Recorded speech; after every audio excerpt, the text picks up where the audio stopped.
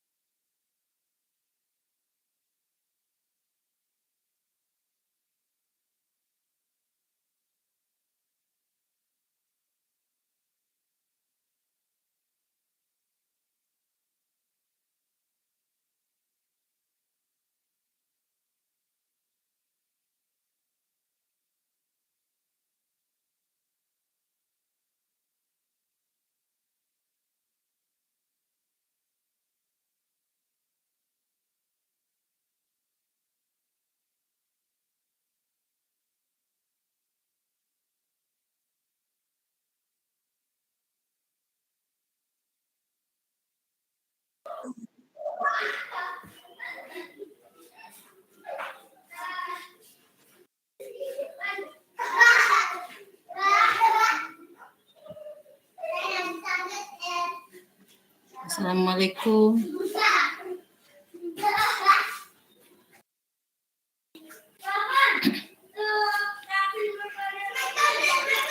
Assalamualaikum. Waalaikumsalam Ibu Ernita. Ya, mohon maaf adik-adik, Ibu Dr. Vivi, ada Sari, Bapak Ibu agak terlambat nih ya. Ini masalah teknis, jadi agak lama baru bisa masuk. Silakan, mungkin sudah bisa dimulai Pak Opa ya. Ya baik Bu. Assalamualaikum warahmatullahi wabarakatuh. Om Swastiastu. Shalom, Namo Buddhaya, salam sejahtera bagi kita semua. Puji syukur kita panjatkan karena berkat rahmat-Nya kita masih bisa berkumpul bersama-sama meski harus dilaksanakan secara online. Semoga kita semua tetap diberikan kesehatan selalu. Selamat datang dan terima kasih kepada para peserta webinar yang telah meluangkan waktunya untuk menghadiri acara webinar AI Creation hari ini. Perkenalkan, saya Iputu Eka Suwartana, mahasiswa Informatika Universitas Pembangunan Nasional Veteran Jakarta. Saya selaku moderator akan memandu jalannya acara webinar pagi hari ini hingga selesai. Webinar kali ini akan mengangkat tema yang tentunya sangat menarik mengenai studi di universitas top dunia. Kami juga mengucapkan terima kasih kepada pihak sponsor kegiatan AI Creation, Huawei Indonesia dan Bayarin, dan juga kepada media partner yang tidak bisa disebutkan satu persatu. Para peserta webinar semua, kondisi sekarang ini banyak mahasiswa dan orang yang telah mendapatkan gelar sarjana ingin meningkatkan skill mereka dengan cara melanjutkan kuliah S2, bahkan hingga ke luar negeri. Karena beralasan pendidikan di luar negeri memiliki kualitas yang sangat baik. Mungkin di benak kalian juga muncul suatu pertanyaan-pertanyaan seperti, apakah yang membuat kualitas pendidikan kuliah di luar negeri sangat baik? Bagaimanakah metode pendidikan di luar negeri yang membuat mahasiswa kuliah di sana bisa meningkatkan skill-nya bahkan hingga menjadi peneliti atau orang yang sukses? Dan ketika kita melanjutkan pendidikan di luar negeri, pengalaman apa saja yang akan kita dapatkan? Tentunya, pada kesempatan ini, itu semua akan dibahas tuntas oleh narasumber kita pada webinar hari ini. Beliau adalah Dewan Pakar dari IAIE. Latar belakang pendidikannya, beliau mendapatkan gelar PhD dari Universitas Eindhoven, Netherlands, dan Universitas Dundee di UK. Setelah mendapatkan gelar PhD, beliau juga merupakan former postdoc di Universitas MIT dan Boston di Amerika. Untuk itu, mari kita sambut narasumber yang sangat luar biasa, yang terhormat Ibu Dr. Vivi Andasari. Selamat pagi, Bu Dr. Vivi. Selamat pagi, Mas Putu. Terima kasih atas introduction-nya. Selamat pagi, Bu Dekan. Ya, selamat pagi Bu Vivi. Terima kasih atas berkenannya memberikan materi pada pagi hari ini. Terima kasih Bu Vivi. Ya. Terima kasih Bu sudah meluangkan waktunya untuk acara webinar pada hari ini. Selain dari Ibu Dr. Vivi Andasari, saat ini juga ada Dekan dari Fakultas Ilmu Komputer Universitas Pembangunan Nasional Veteran Jakarta. Selamat yang terhormat Ibu Dr. Ermatita MKom. Ya, terima kasih Putu Eka. Ya, ini Bu memberi sambutan sedikit ya untuk acara ini. Nanti habis ini Bu ada sambutan. Oh ya, oke. Terima kasih. Terima kasih Bu sudah meluangkan waktunya. Selanjutnya, saya akan membacakan susunan acara pada webinar hari ini. Yang pertama adalah sambutan dari Dekan Fakultas, lalu ada pemaparan materi oleh Ibu Dr. Vivi Andasari selama 40 menit. Setelah pemaparan materi, ada sesi tanya-jawab, dan yang terakhir adalah penutup. Kepada peserta, diharapkan menuliskan pertanyaan di kolom chat dengan format nama jelas, strip instansi, strip pertanyaan. Diharapkan kepada seluruh peserta untuk mengikuti kegiatan ini sampai akhir, karena akan ada door prize yang sangat menarik untuk 2 peserta yang bisa menjawab pertanyaan dengan tepat dan cepat. Peserta diwajibkan follow akun Instagram aicreation.id. Apabila peserta benar dalam menjawab pertanyaan, akan tetapi tidak follow akun Instagram AI Creation, kesempatan untuk mendapatkan door prize akan hangus. Baik, memasuki acara selanjutnya adalah sambutan dari Dekan Fakultas Ilmu Komputer Universitas Pembangunan Nasional Veteran Jakarta, Ibu Dr. Ermatita MKom. Ibu Dr. Ermatita, kami persilahkan. Ya, terima kasih. Adik Ibu Tu Eka ya, mahasiswa informatika di UPN Veteran Jakarta. Terima kasih atas kesempatannya pada pagi hari ini. Yang saya hormati Ibu Dr. Vivi Andasari yang dalam hal ini berkenan sebagai narasumber dalam kegiatan webinar pada pagi hari ini. Yang saya hormati Bapak Ibu semua yang sempat hadir pada pagi hari ini sebagai peserta webinar. Yang saya hormati adik-adik semua yang walaupun hari Minggu ya masih tetap semangat, insya Allah akan membawa berkah dan membawa kebaikan bagi kita semua. Assalamualaikum warahmatullahi wabarakatuh. Selamat pagi, salam sejahtera bagi kita semua, Bapak Ibu. Terima kasih adik-adik juga yang telah berkenan untuk mengikuti acara ini, dan terutamanya kepada Ibu Dr. Vivi Andasari yang sudah diganggu akhir pekannya ya, harusnya beristirahat, masih disibuki dengan kegiatan-kegiatan ini. Alhamdulillah kita sangat berterima kasih kepada Bu Dr. Vivi Andasari untuk hal ini, di mana nanti dalam event ini kita akan mendengar dan mungkin mencari tip and trick bagaimana studi dan melakukan riset di universitas top dunia. Nah, mungkin nanti kita bisa mengikuti pola mungkin Bu Dr. Vivi yang sudah berhasil. Nah, kita tahu bahwa kegiatan itu banyak sekali sebenarnya sumber dana yang bisa kita akses ya di luar negeri. Itu kadang-kadang untuk kita seminar saja itu ada funding seminar, funding atau untuk penelitian ya, atau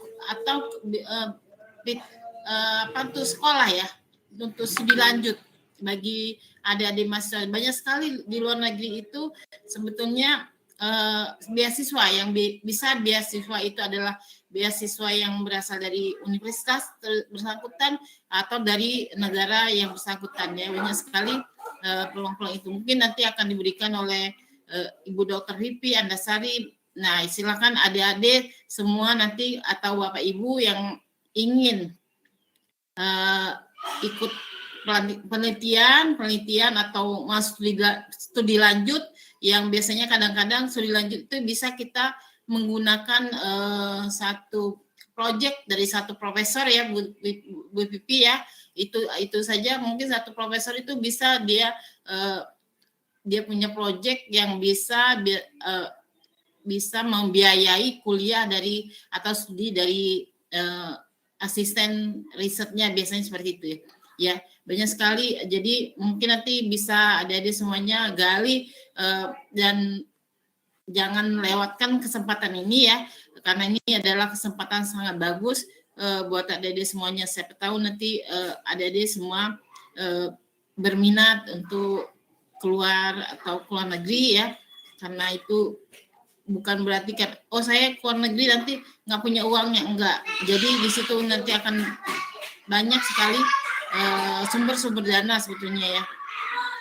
Mungkin nanti Ibu Dr. Vivi bisa memberikan, mungkin Bu Vivi punya referensi yang mudah, misalnya yang karena kan ada yang mudah, ada yang susah ya Bu Vivi, ada yang dananya besar, ada yang dananya kecil.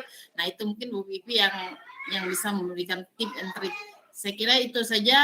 Mohon maaf sekali lagi adik-adik, ini agak terlambat. Saya dari tadi itu sudah mau masuk, tapi akhirnya dengan email saya tidak bisa masuk, dan ini juga pakai mohon maaf, saya pakai email Pak Oktaviano akhirnya saya untuk masuk di event ini. Baik, terima kasih sekali lagi kepada semuanya yang telah hadir dan mengikuti acara ini. Lebih kurang saya mohon maaf, dan selamat mengikuti webinar untuk hari ini. Semoga bermanfaat bagi kita semua. Akhir kata, wabillahi taufiq wal hidayah. Wassalamualaikum warahmatullahi wabarakatuh. Waalaikumsalam warahmatullahi wabarakatuh. Terima kasih Ibu atas sambutannya. Acara selanjutnya adalah sesi pemaparan materi oleh Ibu Dr. Vivi Andasari. Ibu Dr. Vivi Andasari, kami persilakan.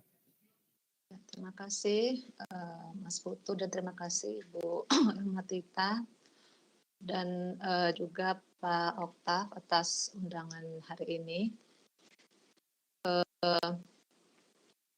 Ya, topik yang diberikan pada saya itu adalah mengenai studi dan riset di universitas top dunia. Ya, mungkin topnya, kalau top mungkin world rank mungkin ya, tapi dan ini juga berganti-ganti ya, ranking universitas dunia juga berganti-ganti setiap tahun. Tapi ya saya usahakan menceritakannya. Dan Ibu Matita, saya sebenarnya tidak mengganggu sih, karena saya senang berbagi pengalaman di sini, dan karena saya mungkin intinya hanya menceritakan pengalaman saya, jadi tidak terlalu banyak ini ya bahan-bahan yang formal begitu ya. Nanti juga akan saya berikan tips-tips dan cara-caranya. Kalau boleh saya tahu, ini umumnya yang sekarang mendengarkan itu mahasiswa, atau sudah ada yang dosen, atau ada yang S2 dan S3, atau bagaimana?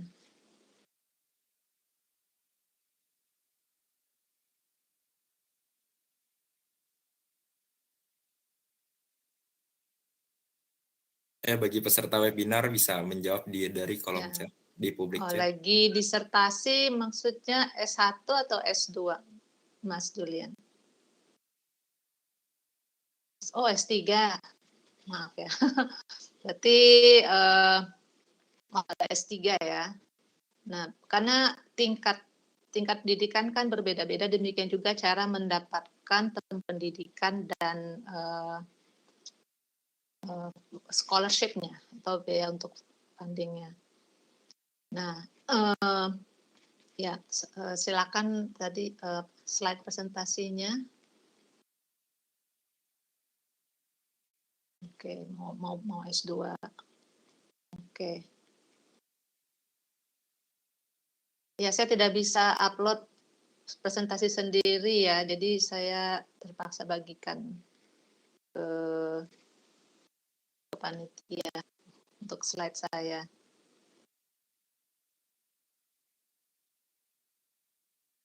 Ya baik Bu, sedang disiapkan oleh operator dari. Ya. Oke. Mungkin bisa ubah nih operatornya, nanti saya share screen Bu. Bagaimana? Bagaimana Mas Nova? Oh, sebentar. Ini bisa share screen saya sendiri ya? Ya bisa Bu. Mungkin tadi Ibu upload PowerPoint tadi kali. Iya, tadi kata Ibu Almira begitu. Jadi saya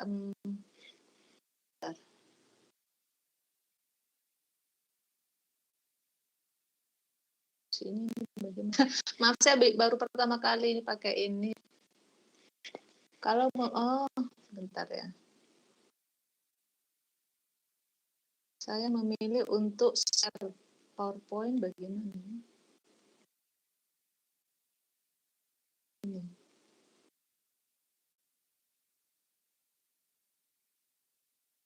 Apa ini share PowerPoint saya sendiri nanti dia akan keluar ya?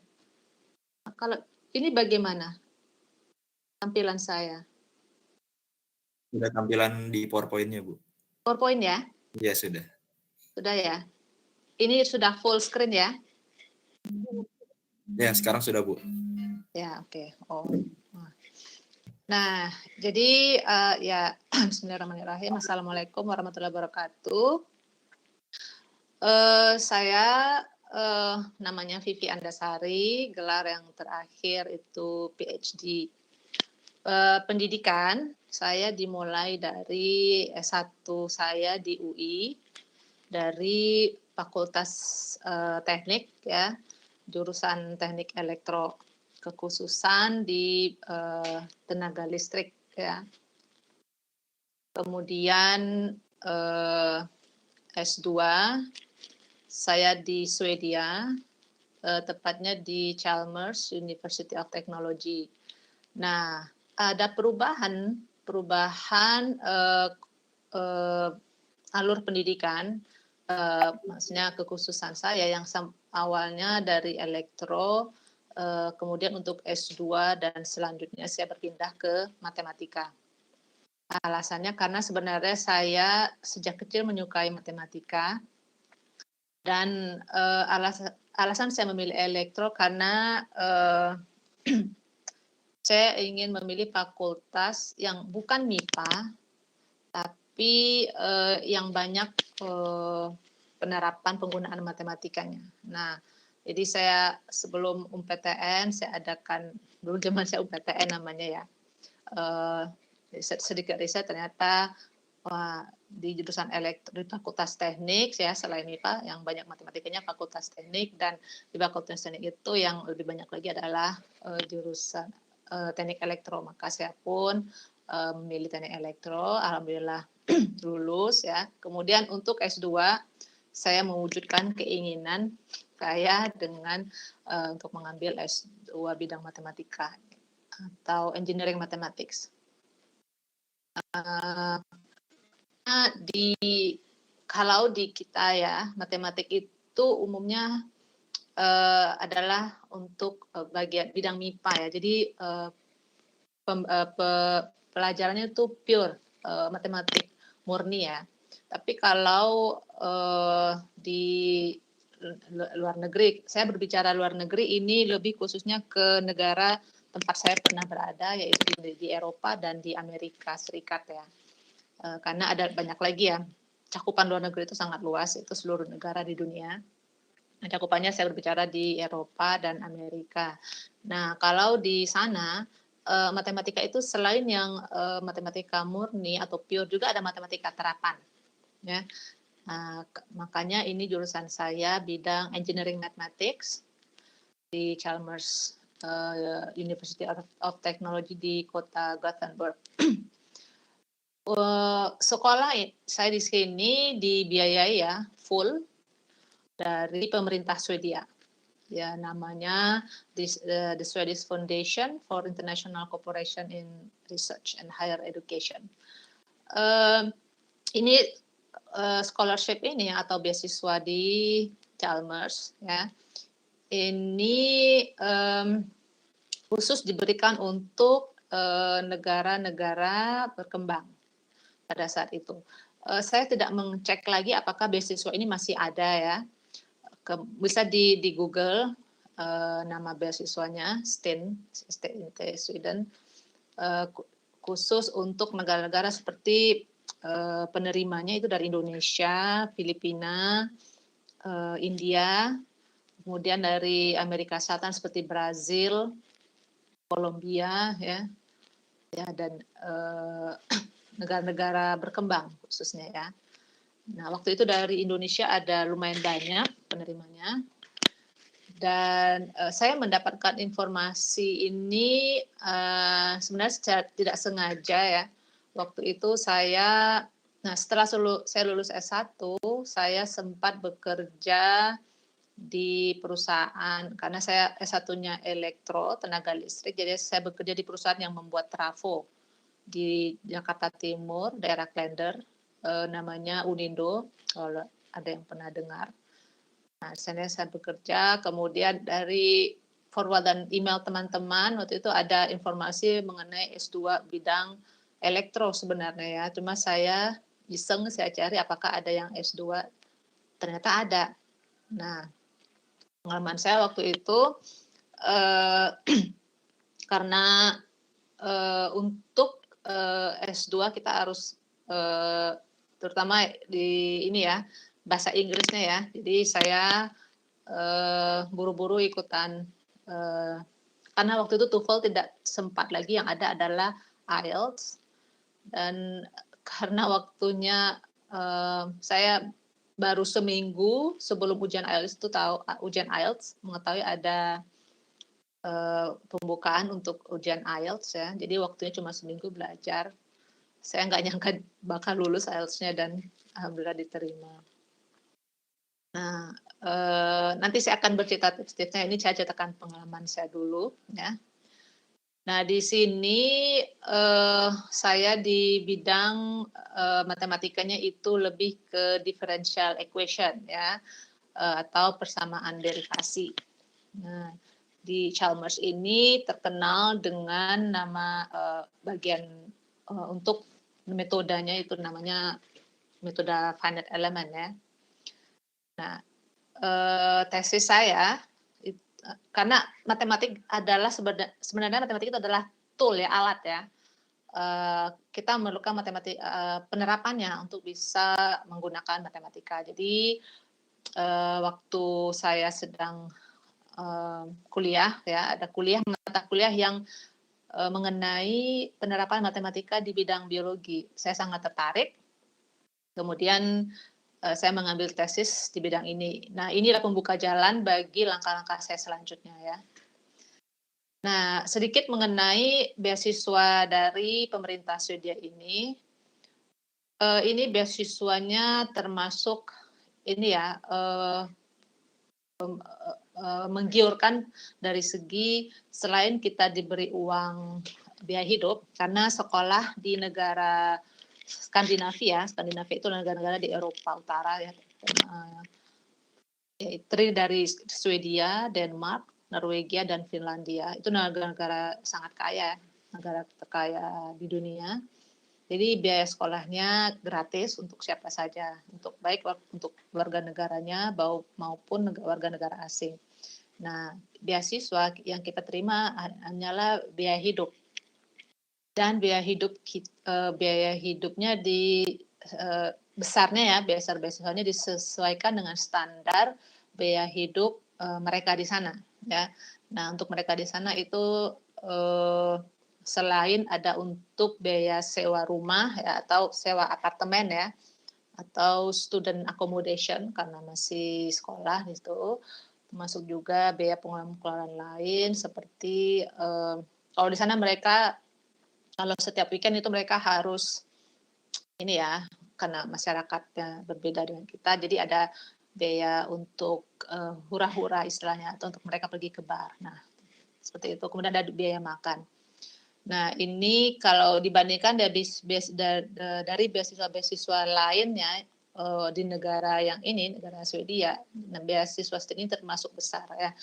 Nah, selain biaya hidupnya, saya lupa berapa ya, tahun 2002-2004, mungkin hampir ada sekitar hampir 10, lebih kurang plus minus 10 juta sebulan ya. Ini karena sesuaikan dengan biaya hidup ya. Misalnya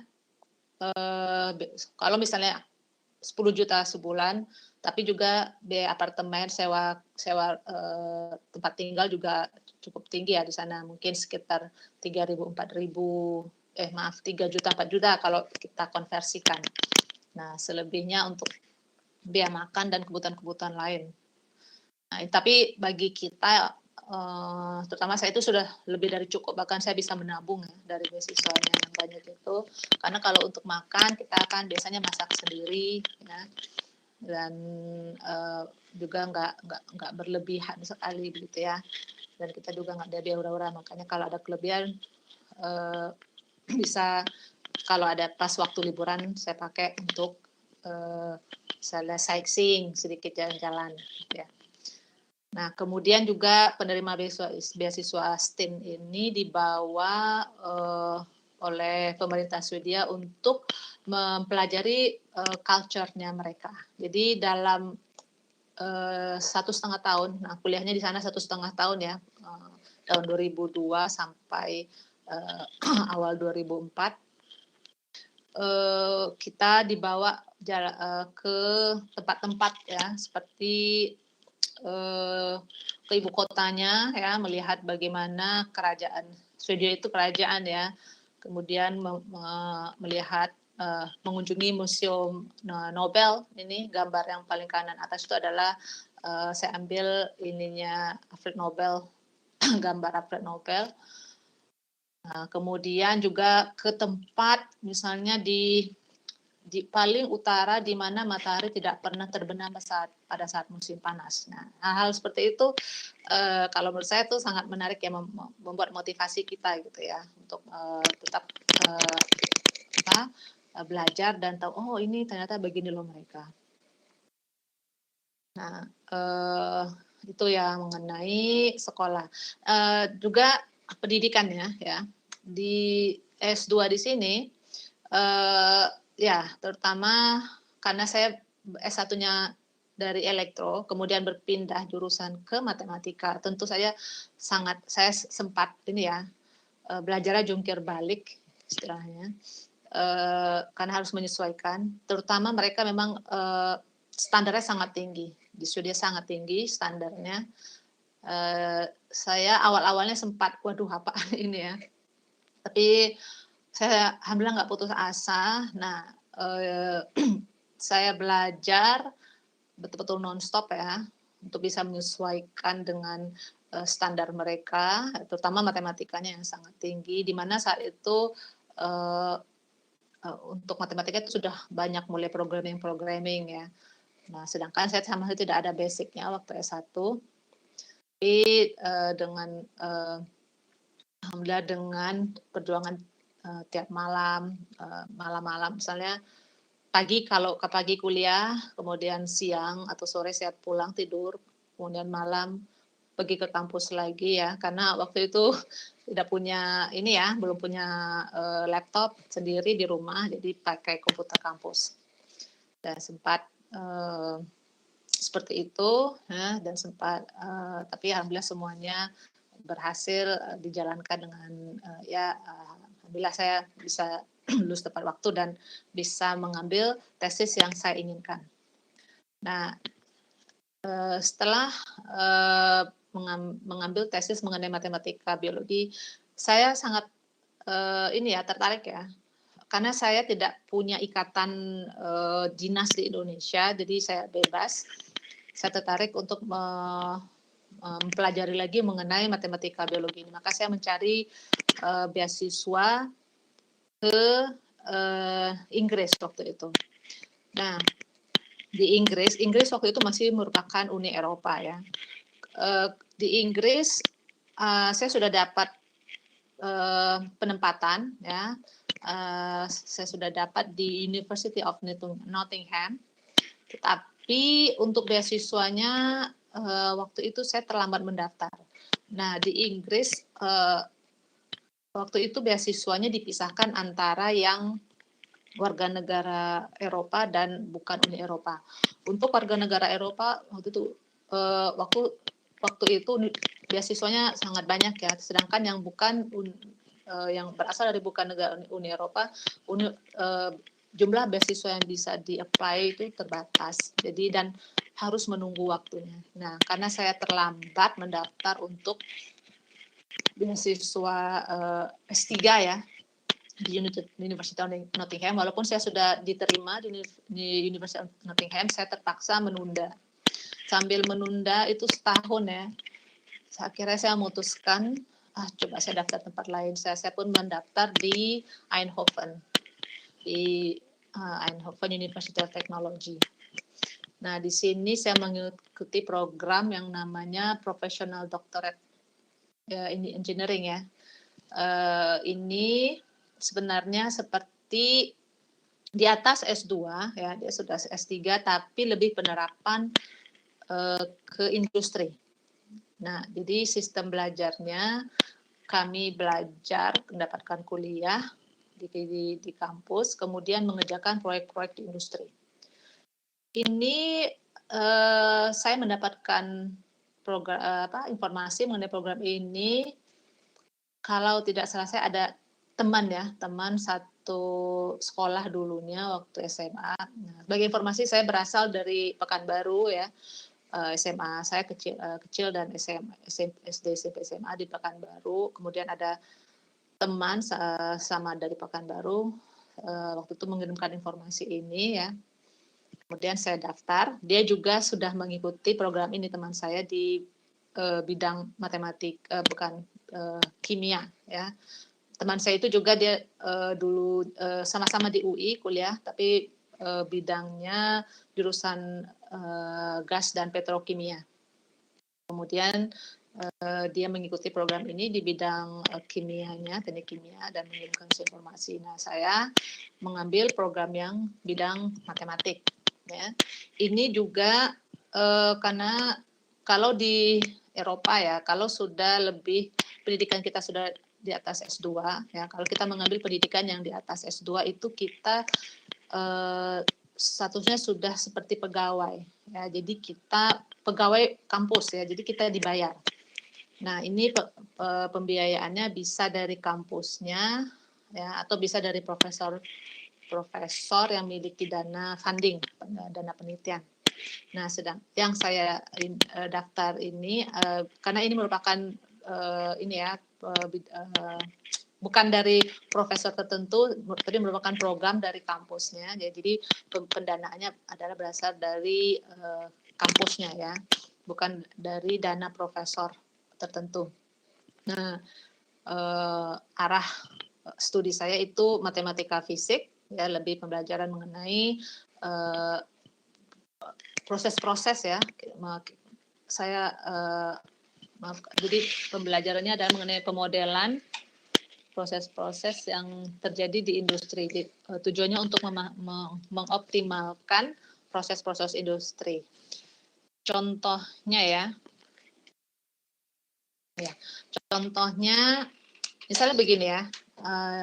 Proyek-proyek yang saya kerjakan itu adalah mengembangkan algoritma, ya, kemudian juga membuat model matematika, nanti saya ada slide khusus mengenai itu deh, ya. Tapi ini mungkin mengenai pendidikannya dulu, ya.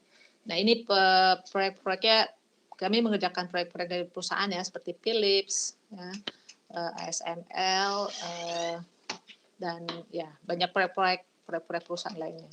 Termasuk juga untuk tesis atau disertasinya juga merupakan proyek di perusahaan. Nah, karena ini lebih applied, jadi makanya bergelar doktor Professional Doctor in Engineering. Sekarang statusnya ini sama dengan PhD ya, gelarnya maksud saya. Nah, setelah ini yang di Belanda ini 2 tahun ya.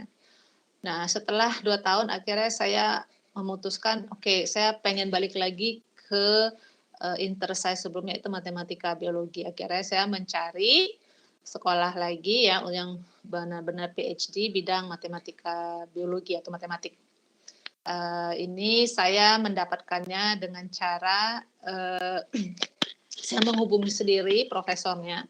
Jadi waktu itu saya kalau tidak salah saya membrowse website mengenai bidang matematika biologi ya. Jadi bidang yang saya tertarik matematika biologi. Kemudian saya Google scholarship matematika biologi United Kingdom gitu. Keluar list-listnya, kampus-kampusnya. Kemudian saya hubungi satu persatu si profesor yang bidang penelitiannya matematika biologi. Saya kirim email, saya bilang saya tertarik, ini background saya, ini CV saya, apakah ada kesempatan dengan mereka, begitu ya. Nah, beberapa menjawab, tapi ada satu partikular yang menjawab yang nanyakan, oke, bisa tempat saya, tapi kamu punya funding nggak? Tanya profesor ini. Saya jawab, saya nggak punya, bisa profesor tolong bantu saya nggak lama kemudian dia balas bilang ya saya punya, you're good to go to come here. Oh, oke, saya bilang. Nah ini tanpa ada tes segala macam ya, langsung diterima. Perbedaannya dengan yang di Belanda ini saya mengikuti tes dulu nih untuk bisa diterima program ini. Jadi tesnya kita diundang ke Belanda, dibiayai full ya, tiket, biaya semua, taksi, tempat tinggal, makan segala macam dibiayain untuk mengikuti tesnya saja. Sedangkan di sini tidak ada tes karena mungkin dia melihat background saya termasuk yang di Belanda. Yang di Belanda itu saya benar-benar pemodelan ya, matematika model. Jadi dianggap saya sudah punya background, langsung datang. Nah, ini juga scholarship-nya, funding-nya full dari The Northern Research Partnership. Ini adalah kerjasama universitas-universitas di Scotland. Nah, Universitas Dundee ini berada di Scotland, di bagian utara Inggris, ya, Inggris Raya. Itu kalau pernah dengar itu Edinburgh, ya, Glasgow, nah di sekitar sana, ya, dekat-dekat sana. Ini kemudian saya sekolahnya research, full time research. Saya tidak mengikuti lagi kurs kuliah-kuliah ya. Scholarship-nya juga full, dia termasuk biaya kuliah itu sudah diatur ya oleh mereka tuition fees dan biaya hidup. Ini juga biaya hidupnya sama ya, standar, mengikuti standar dari Scotland. Nah, di sini untuk Inggris standar S3-nya adalah 3,5 tahun. Untuk yang full time research ya, nah, alhamdulillah saya mengikuti semuanya selama 3,5 tahun. Nah, di sini ya, selama S3 di sini dalam 3,5 tahun itu, nah ini pengalaman saya banyak dikirim oleh profesor saya ini pergi ke conference ya. Nah, di sini kalau misalnya kita Excel ya, kita memiliki ini ya, menunjukkan kalau kerjaan kita bagus ya, dan kita bisa apa yang diminta oleh profesornya bisa kita kerjakan gitu ya, malah kadang melebihi ekspektasi dan profesornya senang ya. Nah, mereka akan mengirim kita untuk mengikuti konferensi-konferensi ya, itu semuanya biayanya semua dibiayai oleh mereka ya. Nah, itu saya sudah selama di Inggris ini saya sudah ke Amerika, kemudian ke beberapa negara di Eropa lainnya, kemudian juga ke Maroko ya, sempat hampir ke Australia tapi akhirnya Australia saya nggak sempat ya. Nah, jadi selama 3,5 tahun ya saya di sini dan dengan pengalaman research dan juga berkeliling dunia ya, termasuk juga Kanada ya, dengan semuanya dibiayai full time research. Nah, ini harus ada nanti ini triknya agar bisa seperti ini. Ya, tesis saya adalah di bidang cancer ya, pemodelan penyakit sel-sel kanker itu secara dengan menggunakan matematika. Nah, waktu saya mendaftar dengan profesor ini, saya tidak mengetahui kalau dia itu adalah salah seorang profesor yang terkenal di bidang matematika kanker. Ya, namanya Mark Chaplin, sangat terkenal ya. Mungkin adik-adik ya, mungkin tidak mengenal nama kampusnya misalnya ya. Mungkin juga banyak orang yang tidak terlalu mengenal nama Universitas Dundee misalnya. Tapi kalau mungkin nama profesor juga tidak mengenal, tapi orang-orang yang bergerak di bidang matematika biologi atau matematika kanker sangat mengenal dengan profesor ini. Ya, jadi kemanapun saya pergi, waktu konferensi ya atau summer school segala macam, orang-orang pasti akan menanyakan, bagaimana itu Profesor Chaplin? Dan mereka akan menggunakan saya sebagai cara untuk mendekati Profesor Chaplin ini, gitu ya, baik untuk kolaborasi ya atau riset dan sebagainya. Nah, ini salah satu pengalaman ya. Ya, jadi cara saya mendapatkan sekolah di sini adalah ya saya meng-Google sesuai dengan bidang dan kemudian mendapatkan list kampus-kampus, kemudian saya email profesornya, saya tanyakan bagaimana, apakah ada opening ya untuk atau apakah ada misalnya opportunity untuk bisa bekerja dengan mereka. Nah, setelah saya selesai di sini, Universitas Dundee, saya juga bekerja sebagai postdoc di tempat yang sama dengan profesor yang sama, karena biasanya lanjutan dari penelitian waktu S3, saya bekerja sebagai postdoc selama 1 tahun. Nah, postdoc itu sebenarnya adalah rangkaian level yang harus kita lewati kalau kita ingin bekerja di bidang penelitian ya. Nah, tapi ini untuk akademi dan nanti akan berlanjut ke profesor, gitu ya, professorship. Sebenarnya untuk yang bekerja di perusahaan juga ada sekarang menggunakan postdoc ya, bukan postdoc, tapi ini secara umum lebih ke akademia dan untuk professorship. Nah, kalau di perbedaan di luar negeri sama di Indonesia, kalau mau melamar bekerja di kampus ya, itu kita harus memiliki S3 dulu. Kita harus punya S3, baru kita bisa melamar baik sebagai lecturer.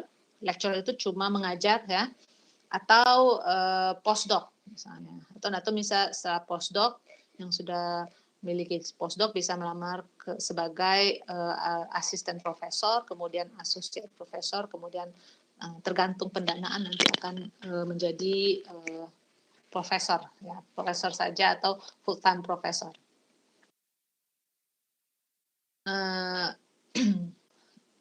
Tapi kalau di Indonesia biasanya kita mendaftar dulu ke kampus ya, nanti dari kampus disekolahkan misalnya. Kalau di sana tidak, kita harus punya pendidikan S3 dulu.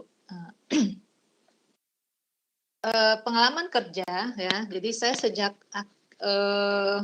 tahun 99, sejak tingkat akhir kuliah itu saya sudah bekerja di luar negeri. Jadi waktu itu dimulai dengan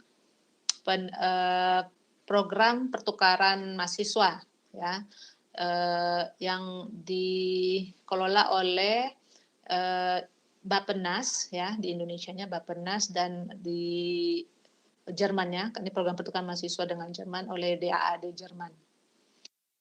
Nah, di sini saya bekerja di perusahaan pembuat mesin ya, di bagian utara Jerman. Ya, ini saya mengikutinya di tingkat akhir ya. Sebelum skripsi saya selesai, saya pikir saya mau ke Jerman lah, karena skripsi saya adalah mengenai levitasi magnet. Jadi penggunaan medan magnet ya untuk mengangkat benda-benda. Nah, di Jerman itu kan terkenal yang kereta tercepatnya ya, kereta cepatnya yang berjalan di atas medan magnet. Jadi tidak menyentuh rel, tapi di atas medan magnet. Kereta tercepat di waktu itu di dunia ya. Nah, saya pikir mungkin saya coba ke sana untuk mengambil bahan untuk skripsi saya. Ya, jadi saya ikut program ini. Alhamdulillah diterima di Sauer and Son.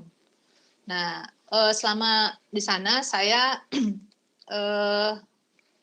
mendaftar lagi ya. Jadi saya buat surat lamaran untuk internship di tempat lain, diterima di kota Munich, di MTU Aero Engines atau dulunya Daimler Chrysler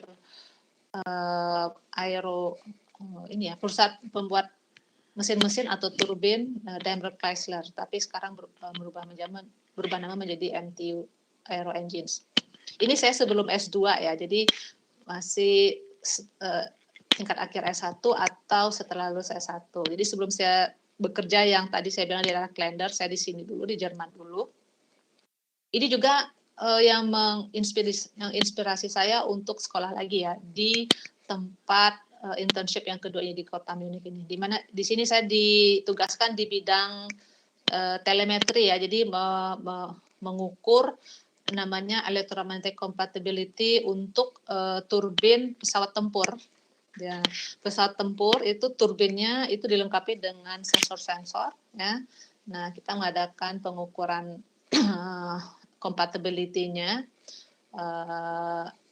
Dan saya di sini bekerja di lab di mana waktu itu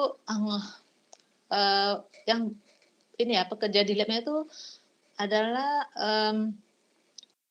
lulusan ya PhD umumnya dari fisika atau matematika. Nah, saat saya berkomunikasi atau misalnya saya minta pendapat atau minta nasihat atau tanya jawab dengan mereka, itu saya merasakan kenapa mereka mengajarkan atau memberitahu sesuatu itu secara sangat lugas ya, jadi mudah dimengerti, mudah dipahami dan make sense semuanya begitu loh. Nah, saya pikir apakah ini mungkin karena background mereka yang dari ilmu dasar matematika dan fisika, saya pikir ya. Kemudian saya pikir saya juga mau seperti ini cara berpikirnya, jadi lebih ke logik. Nah, saya memutuskan untuk nanti saya kalau misalnya S2 saya akan mengambil matematika. Nah, itu ya mendasari alasan saya untuk salah satunya yang mengambil S2 atau pendidikan lanjutnya matematika. Selain yang sebelumnya kalau saya juga sudah mengenai matematika sejak kecil.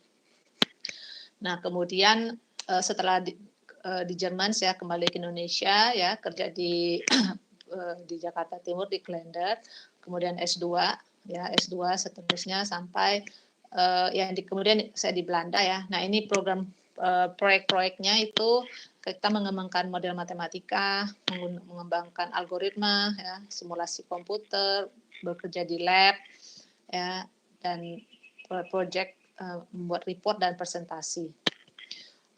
Ini proyek-proyeknya sangat menarik ya, karena Belanda itu adalah, kalau kita lihat di peta, negara sangat kecil ya, sangat kecil tapi kaya karena mereka memang menggunakan penelitiannya benar-benar diterapkan di industrinya. Nah, misalnya ini contohnya proyek-proyek yang dikerjakan di bidang oleh program saya itu, misalnya pembuatan ini ya, coklat yang kita makan.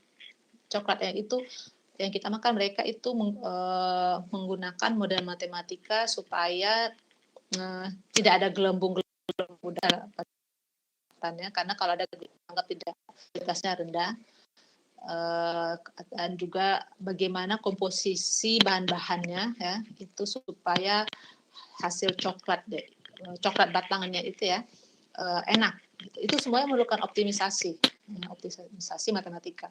Kita ngitung berapa bahan dan ya, banyak faktor-faktor ya di dalam pembuatan. Misalnya untuk coklat saja ya, kita nggak menyangka kan, seperti misalnya silver cane ya.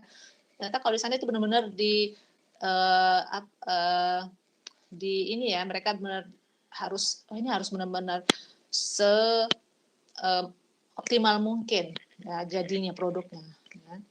Dan juga banyak lagi ya, jadi image processing waktu itu banyak ya, di mana Belanda adalah negara tempat ini ya, tulips ya. Jadi mereka tuh sangat banyak dulu auction atau lelang tulip. Ya, zaman dulu sebelum tahun 2005 ini kan waktu masih belum ada, misalnya belum ada Zoom, belum ada itu ya. Jadi masih kalau lelang tulip itu masih menggunakan gambar-gambar foto. Jadi waktu itu kita membuat algoritma bagaimana untuk mengetahui kuntum bunga yang ada di dalam sebuah foto. Misalnya tertutup daun-daun ya, kan nggak kelihatan ya kalau secara mata. Tapi dengan menggunakan algoritma kita bisa tahu berapa banyak bunga yang ada dalam misalnya satu pot. Ya, ini penting untuk lelang bunga di sana. Karena itu merupakan industri pendukung ekonomi di sana ya, dan banyak pengalaman lainnya.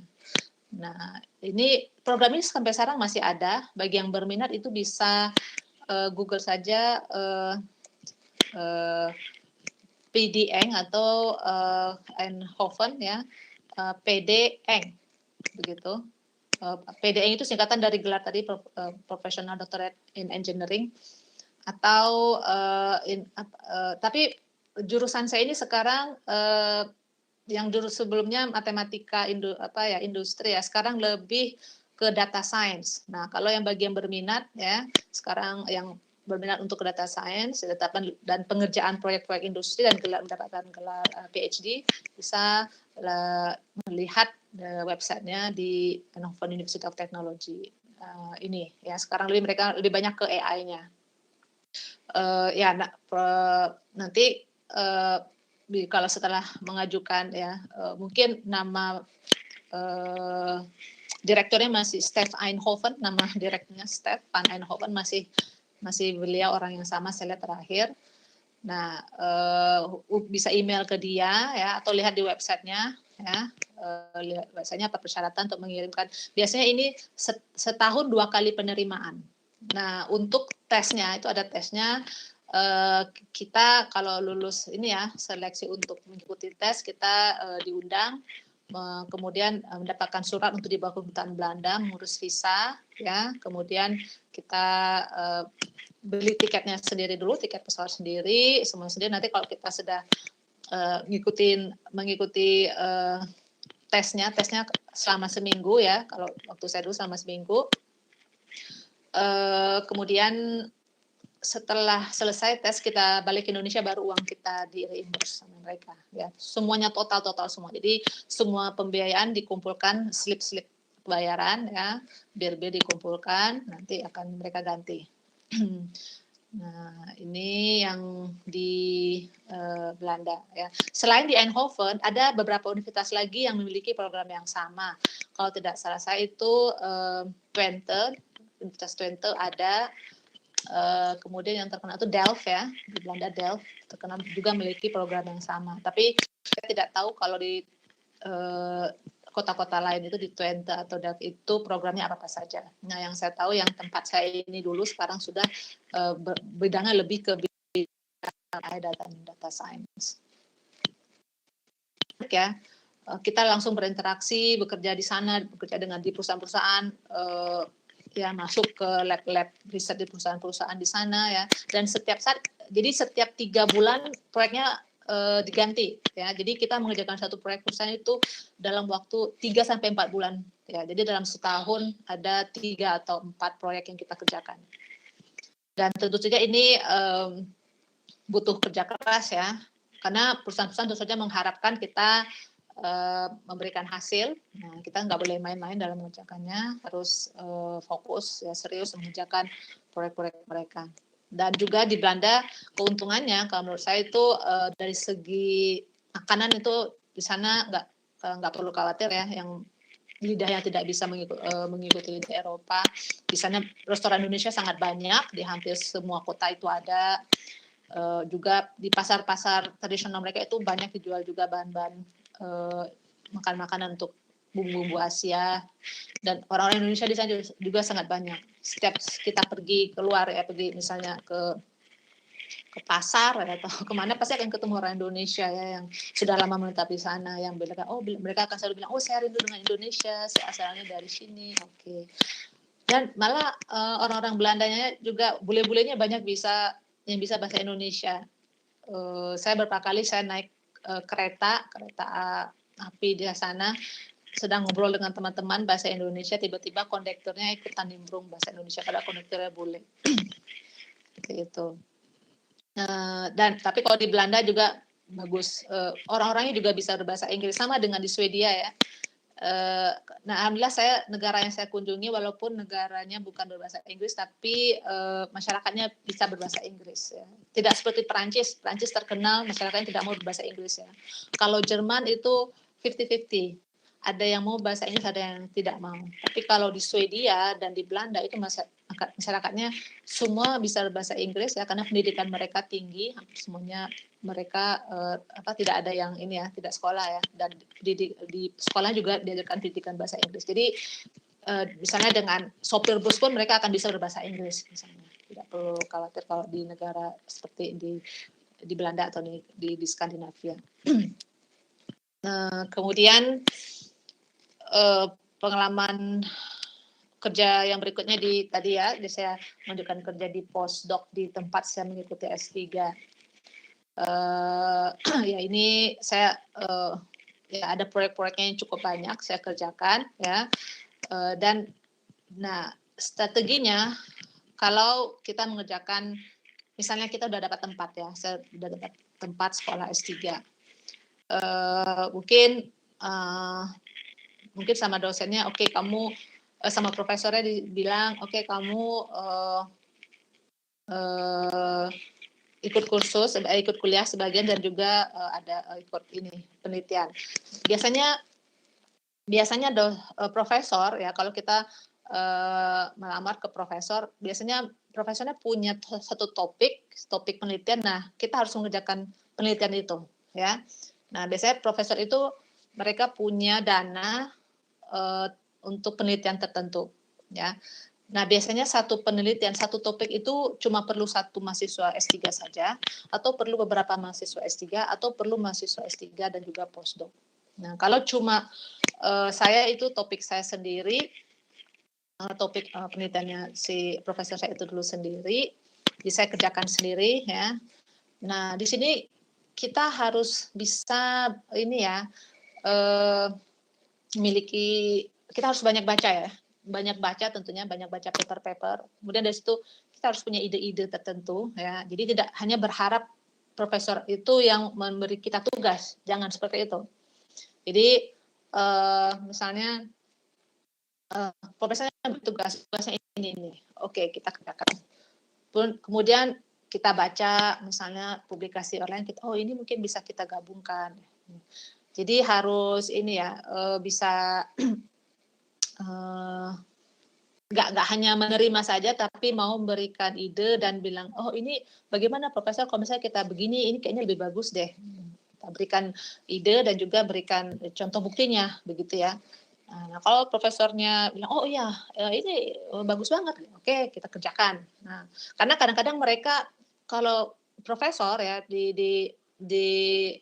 negara berkembang, negara maju, kalau sudah level profesor, pikiran mereka akan banyak lebih ke manajerial. Dalam artian pikiran mereka itu lebih banyak atau perhatiannya untuk mencari funding, dana. Karena tingkat kesuksesan profesorship mereka itu tergantung dari banyaknya dana penelitian mereka. Ya, jadi untuk penelitian, untuk lebih teknis penelitian mereka itu udah mulai kurang. Ya, nah di sini tergantung bagaimana ininya kita, kreativitas kita ya, penelitian mereka itu bisa kita kembangkan atau kita sedikit kita tambahkan, modifikasi dan sebagainya.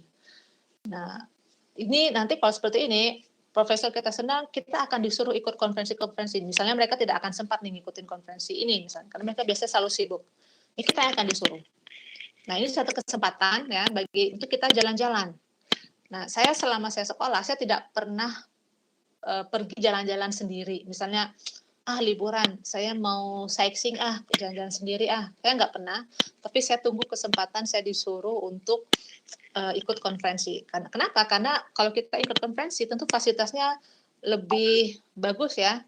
Kita bisa naik pesawat, bisa tinggal di hotel yang bagus, gitu ya. Makannya juga ditanggung, dan lain sebagainya. Sedangkan kalau kita jalan-jalan, kita harus mengeluarkan uang sendiri. Pastinya semuanya backpacking ya, cari hotel yang murah-murah, tempat makan yang murah, yang ya.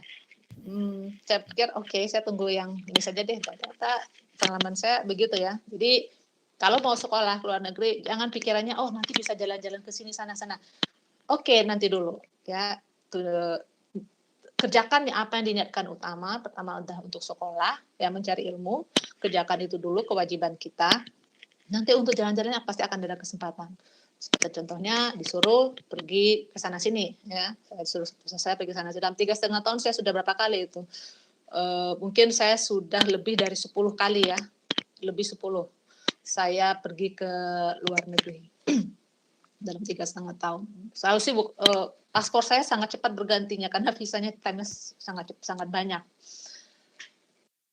Kemudian setelah selesai di postdoc di tempat saya S3 ya, saya waktu itu saya memutuskan lalu saya pengen mencari yang lain gitu loh. Maksudnya mencari bidang yang gimana ya, yang agak bukan berbeda, cuma ilmu saya dan saya pengen mengembangkan pengalaman saya, karena kalau saya pikir kalau saya dengan profesor saya ini terus, nanti saya akan berada di bawah, misalnya bawah ketiaknya begitu ya. Nanti orang-orang akan mengira penelitiannya pasti penelitian profesornya. Nah, saya ingin punya pemikiran saya sendiri, jadi saya mulai mencari-cari. Saya dapat di North Carolina di Amerika Serikat, di Wake Forest School of Medicine. Tepatnya saya bekerja di rumah sakit, ya rumah sakit anak-anak waktu itu ya. Bukan rumah sakit tapi ada bagian anak-anaknya. Jadi saya di departemen radiologi. Nah, di sini ya sama pekerjaannya pemodelan matematika ya, juga mengenai penyakit-penyakit kanker. Di sini saya cuma 8 bulan. Kemudian saya melamar ya, saya mengirim surat lamaran ke Boston University dan diterima. Ya, diterima di Boston University, dan di Boston University proyeknya adalah dengan MIT. Dan akhirnya saya bekerja di MIT juga. Jadi saya base-nya di Boston University ya. Dan 2 minggu sekali saya ke MIT ya. Ada juga meja saya di sana. Tapi karena di Boston University saya punya kewajiban untuk mengajar ya. Saya ada mengajar, sedangkan di MIT saya cuma penelitian. Nah, jadi statusnya ada 2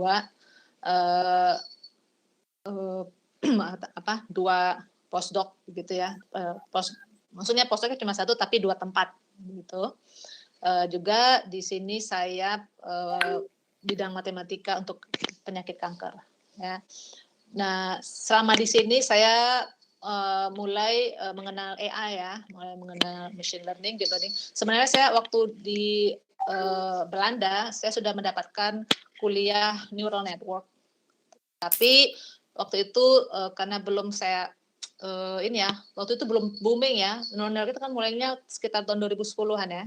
Mulai booming ya. Nah, saya kuliah kemudian saya tidak pakai. Nah, waktu di MIT ini saya mulai booming, saya mulai mendengar saya coba pelajari sendiri. Jadi saya semuanya autodidak untuk AI. Saya pelajari sendiri. Selain saya juga ikut beberapa seperti kursus online ya, bukan kursus online tapi seperti workshop online ya, dan juga webinar, dan juga beberapa pertemuan-pertemuan lokal di kota Boston. Ya. Nah, kenapa saya bisa diterima di sini MIT dan Boston University, dan juga di pertama di Amerika ini ya, di Wake Forest School of Medicine.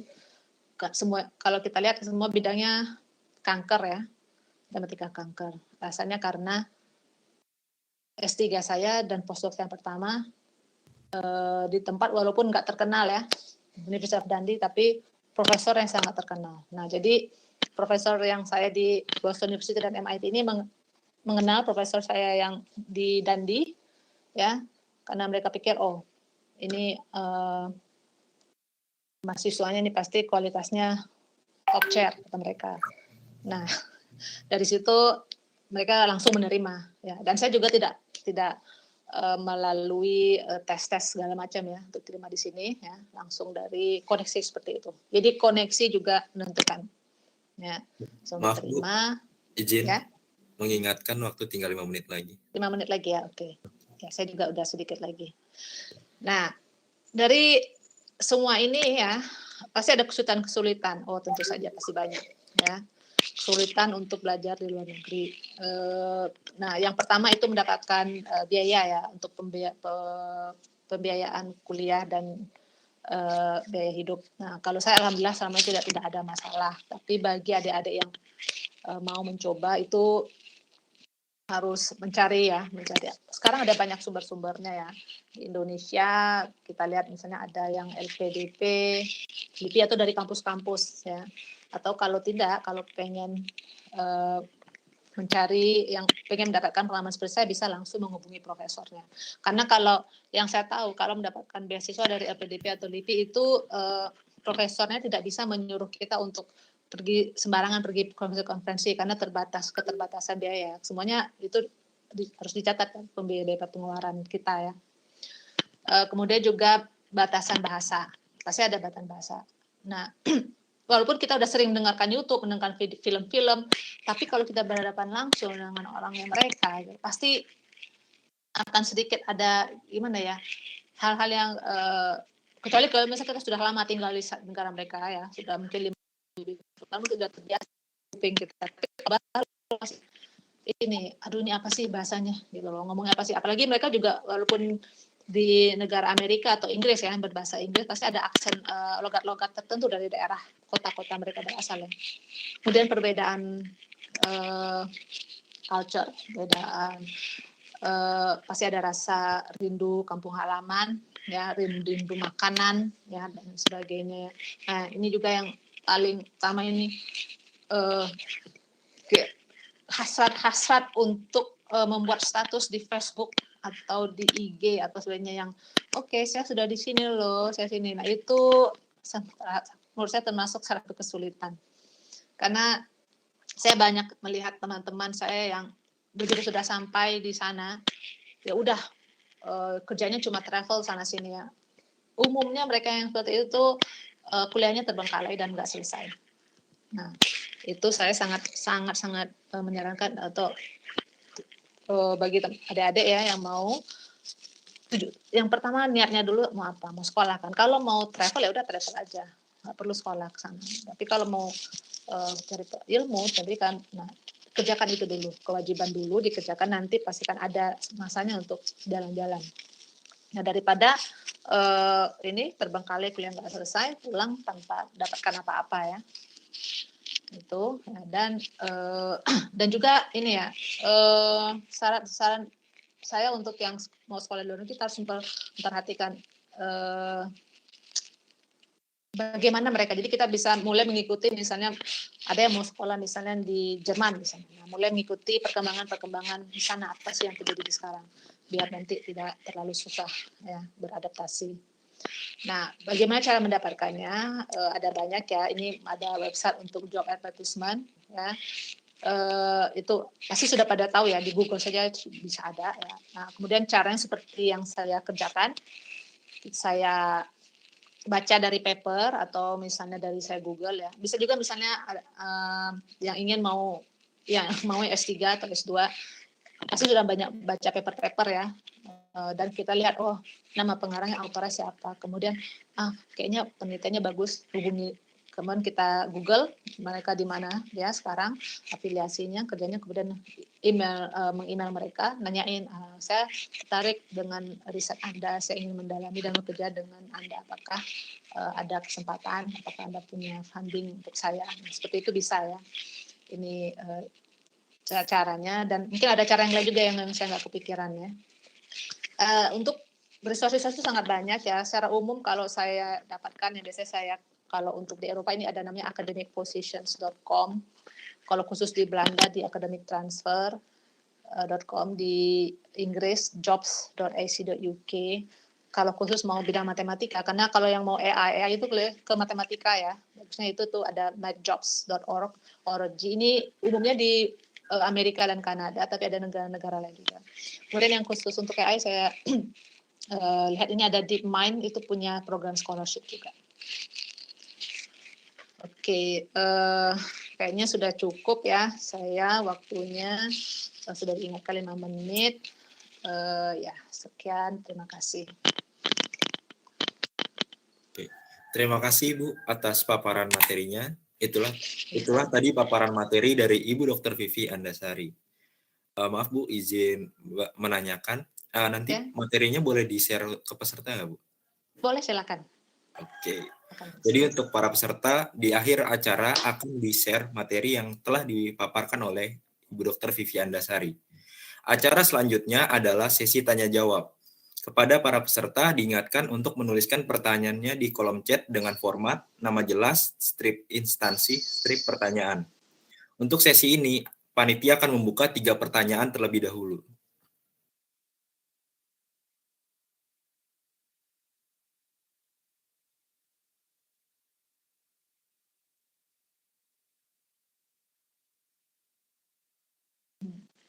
Ya, saya dari Pekanbaru. Wahyu Adrian tuh di Pekanbaru ya.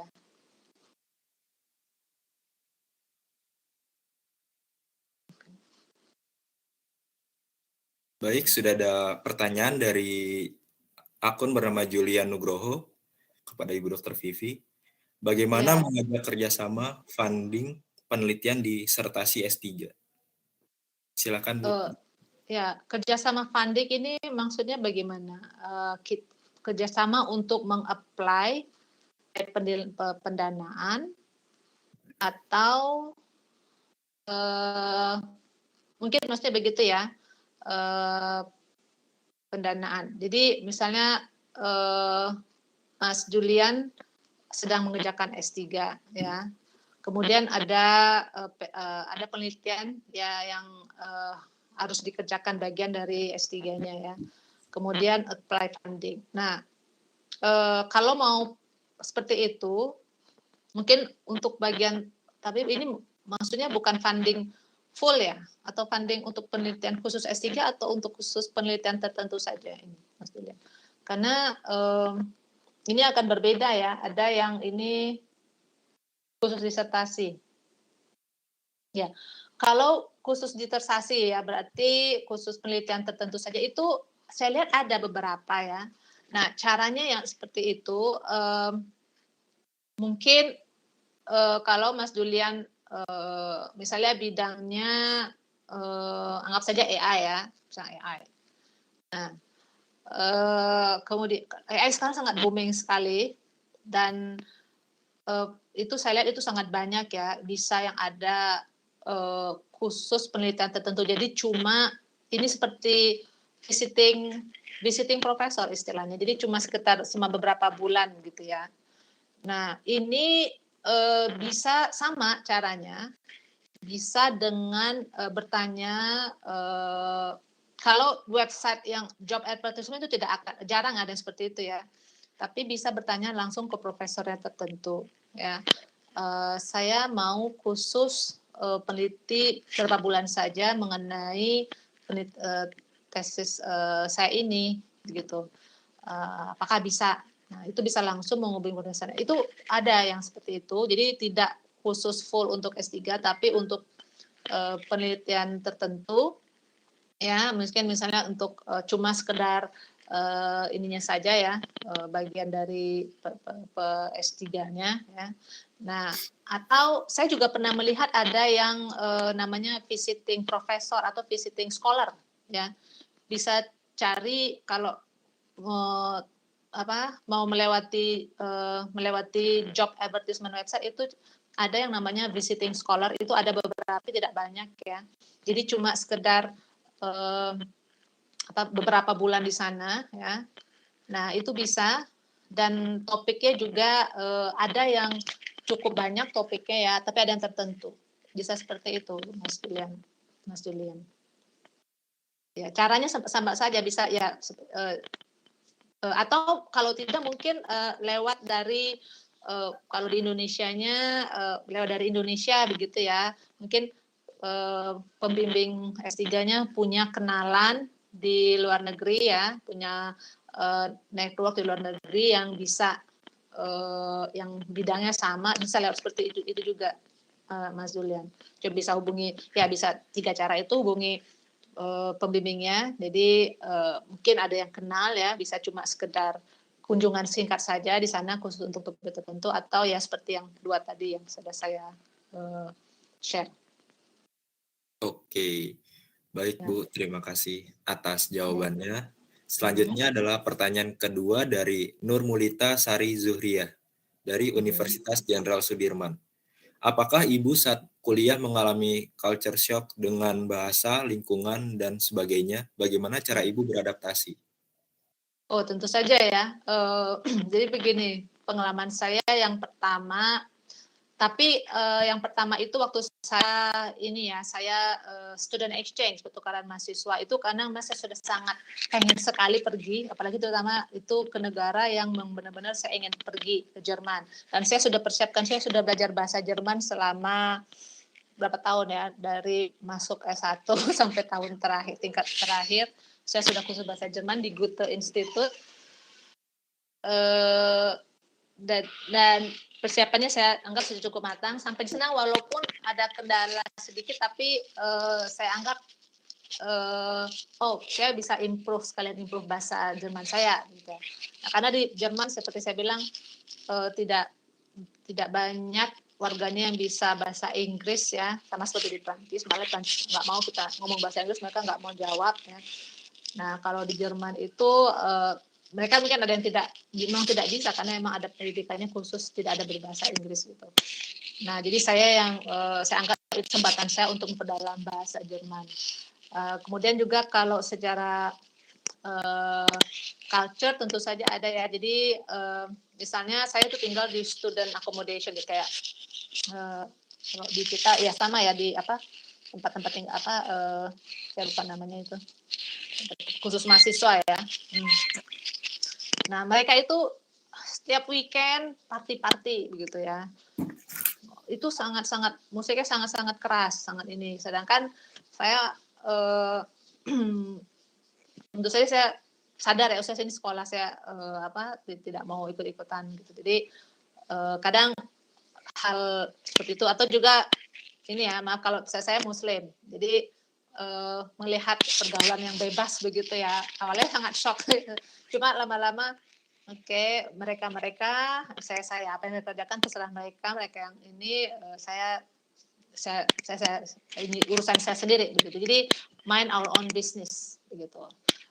Kita juga jangan terlalu gosipi atau terlalu sibuk mereka gitu, karena masyarakat luar negeri itu mereka juga ada yang gosiper ya, sama seperti kita ada juga. Cuma itu kalau sebaiknya ya udah kita jangan, biarin aja deh, mind your own business aja, mereka kita. Tapi pasti lihat ya culture shock, apalagi yang sekarang banyak ya, maaf ya, LGBT itu sangat banyak sekali, terutama kalau misalnya di Belanda itu memang ininya surganya mereka. Teman-teman saya sampai ada yang tercengang gitu, baru datang ya tercengang gitu, saya alin mukanya, jangan ngeliat gitu. Hal yang seperti itu ada, cuma ya udah, bagaimana kita tinggal di negara mereka ya, mereka udah biasa seperti itu ya, kita aja yang maklumin dan kita batasin ini kita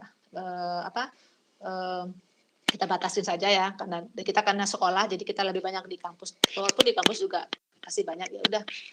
Kalau saya waktu itu cuma nunduk, banyaknya nunduk di mana pun. Di Indonesia sekarang juga banyak yang nunduk,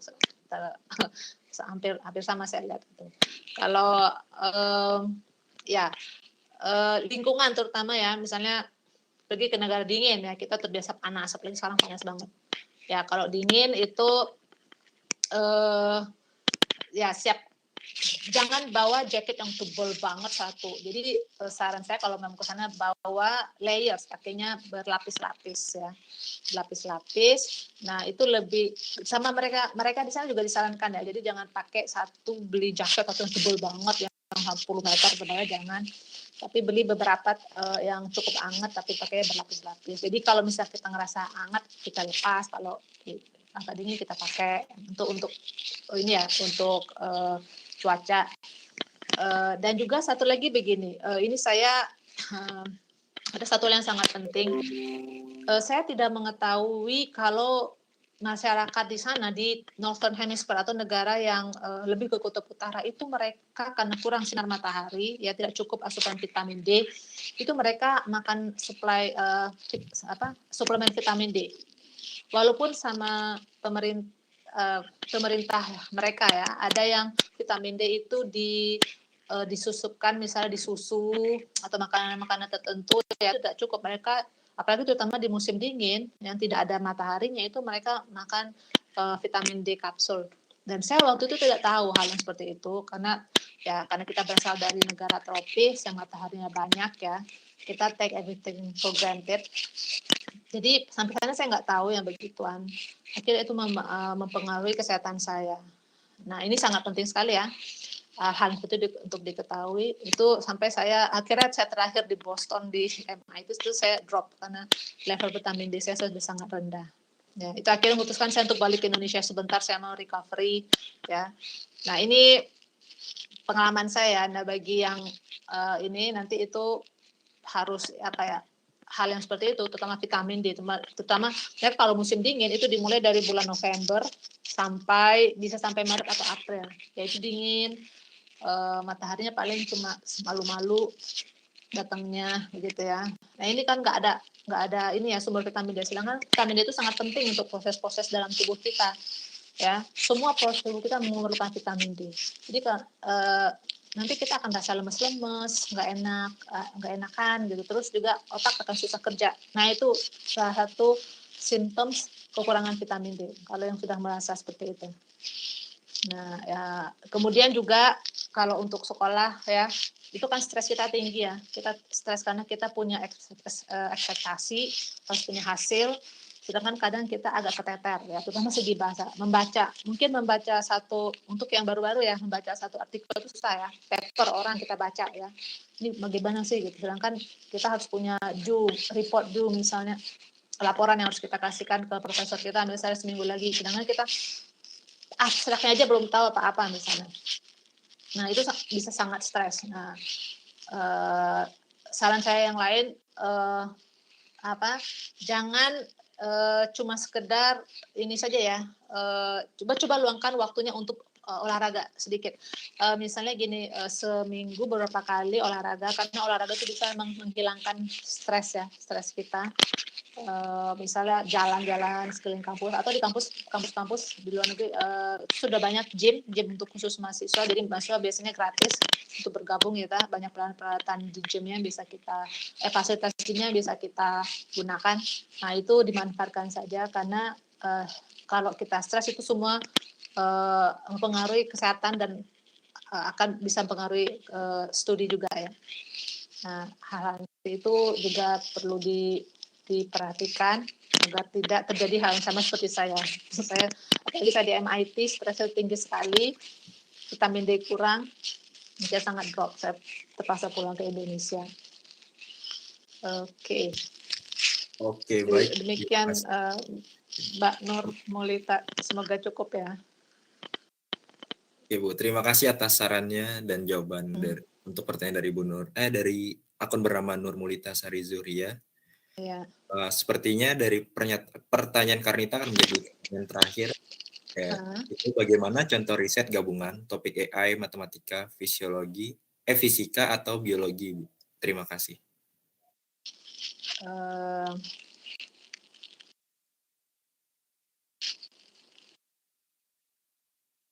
Mungkin ini bisa menjawab Oh, pertanyaan. itu gabungan ya, contoh riset gabungan. Oh, sekarang ini sangat banyak sekali ya. Terutama ini contohnya begini. Matematik. Jadi applied bidang terapannya dulu nih. Bidang terapan pastinya biologi ya. Biologi di situ tuh ada matematika, ada fisika. Nah, bisa seperti ini. Contohnya saya. Jadi bidang penyakit kanker saya. Kita meneliti bagaimana sel-sel kanker itu bergerak. Jadi sel-sel kanker di dalam tubuh semuanya ini bergerak, termasuk sel-sel kita ya. Sel-sel kanker itu dia akan menjadi ganas kalau bergerak ke seluruh tubuh ya. Pernah dengar misalnya dokter-dokter bilang, oh sudah metatasis, atau sudah stadium 4. Stadium 4 itu selnya sudah banyak. Selnya itu cuma kecil-kecil ya, sudah ke bagian tubuh. Kalau sudah itu udah level stadium 4 misalnya. Nah, itu kalau di penelitian matematika biologi, kita meneliti bagaimana pergerakannya dari tempat sumber asalnya, kemudian bergerak sampai ke dalam aliran darah ya, saya penelitian darah, kemudian sampai mengalir ke bagian-bagian tubuh lain. Nah, di situ kita berkolaborasi dengan orang-orang yang bekerja di lab biologi ya. Mereka membuat misalnya foto-foto gambar atau mengukur konsentrasi zat-zat tertentu di dalam sel, ada zat-zatnya yang memicu sel itu untuk menjadi ganas dan bergerak ke seluruh tubuh ya. Nah, orang-orang biologi yang akan mengukur berapa konsentrasi itu diberikan baik dalam bentuk gambar atau misalnya angka-angka numerik ya diberikan. Kemudian pasti hasilnya data-datanya sangat banyak. Nah, dari ini kita gunakan AI-nya misalnya untuk membuat image classification atau recognition misalnya untuk gambar-gambar hasil foto-foto biologi itu. Kita ambil gambarnya, kita tentukan oh bisa nih konsentrasinya sekian kalau sel kankernya sudah ganas. Nah, dari situ kita masukkan ke model matematika. Dan matematika kita buat prediksi juga dan juga menggunakan AI juga. Seperti itu. Itu salah satunya. Ada banyak sekali cara-cara itu. Penggunaan AI digabungkan matematika dan biologi. Matematika itu gunanya kita membuat, jadi segala proses-proses yang ada ya di alam ya, baik dalam tubuh kita itu bisa ada rumusan matematikanya. Bisa kita buat rumusnya ya. Rumusan ini bisa kita buat prediksi juga. Jadi prediksi bisa menggunakan AI dan juga kita gabungkan dengan matematika.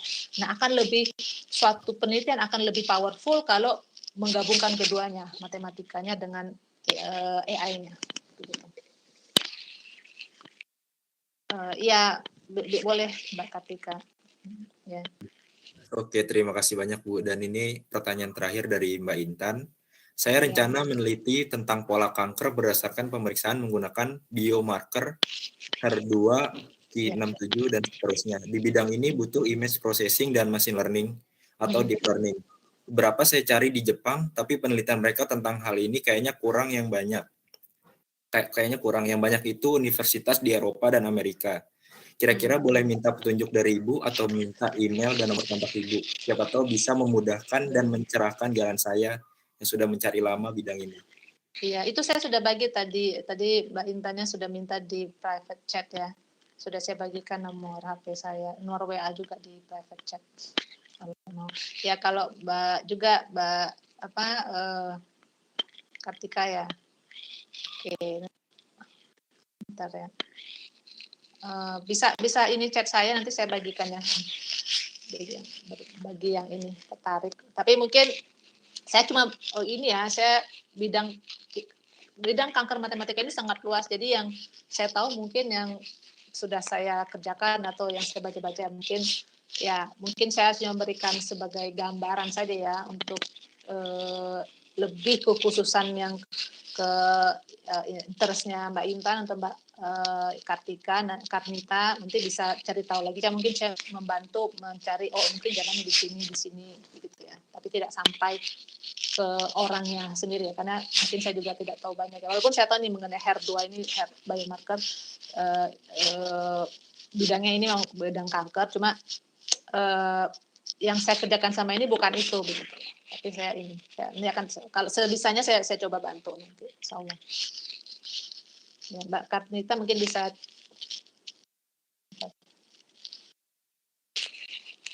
Karnita ya. Oke. Ya, begitu Mas. Terima kasih banyak Bu atas jawabannya. Semoga bisa menjawab pertanyaan dari para penanya kita. Terus Ya. terima kasih kepada para peserta diskusi yang sudah aktif bertanya. Selanjutnya adalah sesi pembagian door prize. Kepada para peserta diskusi yang bisa menjawab pertanyaan akan mendapatkan door prize. Door prize berupa kaos untuk daerah Jabodetabek dan Bandung dan saldo bayarin buat daerah non Jabodetabek dan non Bandung. Jadi kepada operator mohon dimasukkan pertanyaannya ke public chat. Jadi kalau bisa saya sebutkan, pertanyaannya itu ada 2, yaitu yang pertama adalah apa judul tesis yang diambil Ibu Dr. Vivi Andasari ketika kuliah S2 di Universitas Chalmers, Swedia?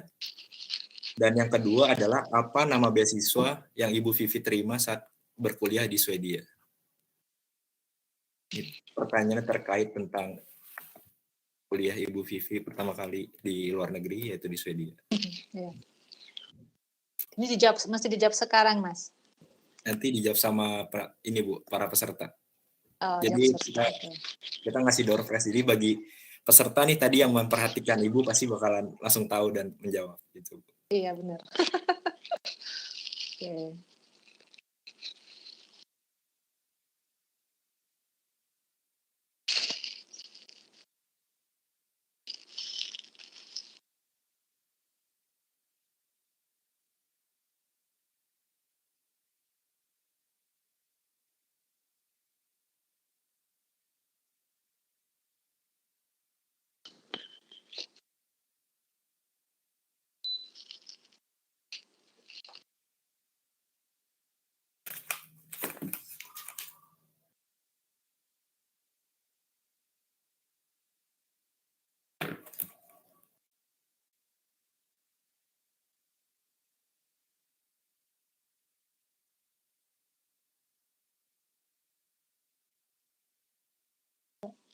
Oke, kami sudah mendapatkan 2 orang pemenang untuk pertanyaan tadi.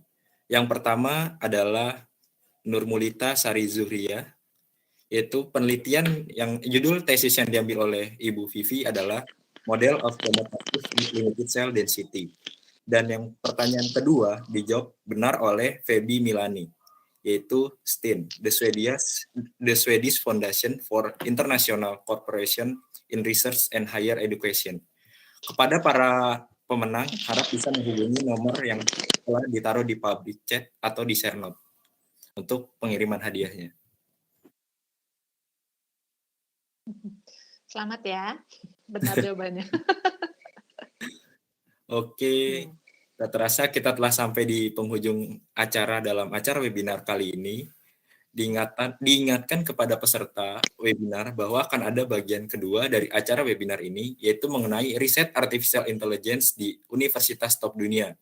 Untuk info waktu pelaksanaannya akan diinformasikan kembali di WhatsApp group. Jadi, para peserta diharapkan masuk ke grup yang linknya ada di kolom chat ataupun share note. Segala informasi terbaru terkait webinar AI Creation akan diinformasikan di grup tersebut, termasuk pembagian materi pada webinar hari ini. Terima kasih untuk Ibu Dr. Vivi Andasari yang telah meluangkan waktunya untuk memberikan sharing ilmu pengetahuan dan pengalaman beliau selama melakukan kuliah dan melakukan penelitian di luar negeri. Pada kesempatan ini, dan juga kepada Ibu Dr. Hermatita yang telah meluangkan waktunya untuk menghadiri acara webinar hari ini. Dan terima kasih untuk para peserta webinar yang telah mengikuti acara webinar hari ini hingga selesai. Semoga ilmu yang telah dipaparkan dapat bermanfaat bagi kita semua. Saya mewakili panitia yang bertugas menyampaikan mohon maaf apabila ada salah kata dan perbuatan. Wassalamualaikum warahmatullahi wabarakatuh. Waalaikumsalam warahmatullahi wabarakatuh. Waalaikumsalam warahmatullahi wabarakatuh. Terima kasih semuanya. Mohon maaf saya tidak on cam ya. Terima kasih Bu Vivi atas materi yang sudah diberikan, sangat bermanfaat mungkin bagi Bapak Ibu dan adik-adik semuanya ya. Mudah-mudahan ini akan ada tindak lanjut dari adik-adik, nanti bisa sekolah atau meneliti di luar ya Bu Vivi ya. Semoga ya Bu ya. Bu Vivi. terima kasih Ananda Putu yang sudah juga berkenan memandu acara pada pagi hari ini. Terima kasih saya ucapkan semuanya kepada para peserta dan partisipan yang telah mengikuti acara ini. Kami mohon maaf ya kalau dari pusat kajian atau Fakultas Ilmu Komputer ada yang hal-hal yang kurang mungkin berkenan ya itu ya dari kita fakultas.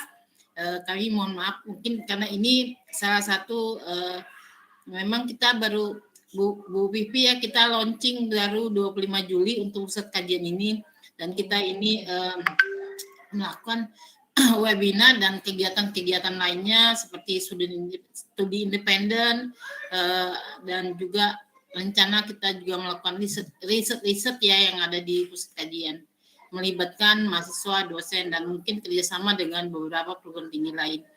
Ya mungkin Bapak Ibu yang berkenan mungkin nanti berkenan untuk join riset atau lain-lain, kita punya lab, ada 4 lab yang mungkin sebagai informasi itu yang di bawah pusat kajian itu adalah 4 lab riset dan layanan, yaitu lab riset data science, lab riset multimedia, lab riset cyber security dan lab riset pengembangan sistem.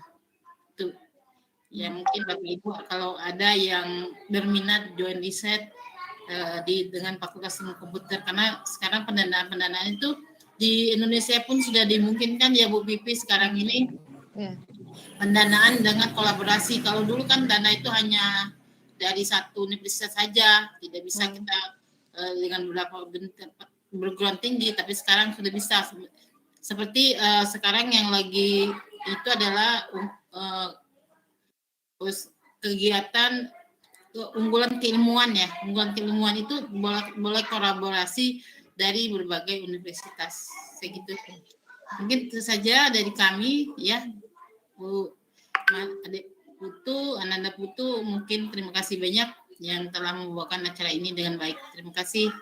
Assalamualaikum warahmatullahi wabarakatuh. Waalaikumsalam warahmatullahi wabarakatuh. Terima kasih Bu Ermatita atas sambutan penutupnya. Ya, terima kasih juga untuk Bu Vivi. Terima kasih sangat banyak tentunya meluangkan waktunya. Jadi webinar hari ini telah selesai. Terima kasih. Iya, Bu.